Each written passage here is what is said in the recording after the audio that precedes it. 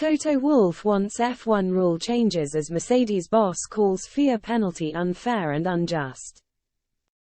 Toto Wolff has described the penalty handed to Carlos Sainz at the 2023 Las Vegas Grand Prix as absolutely unfair, and called for changes to the regulations regarding force majeure. The Ferrari driver ran over a loose water valve cover during the opening minutes of FP1, causing considerable damage to the underside and power unit of his SF23.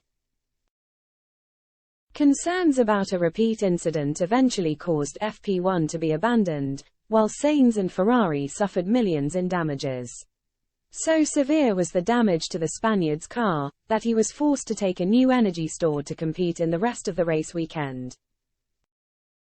As this was Sainz's third unit of the season, he breached the permitted allocation in the regulations.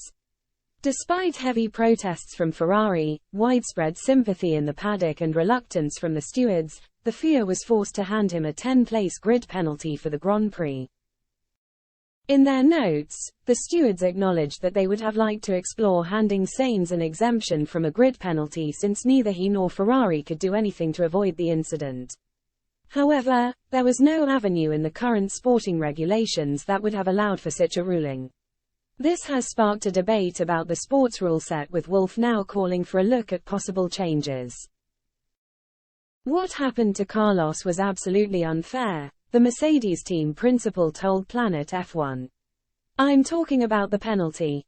Unfair. For me, as a racer, I am the first one to say that he didn't deserve the outcome.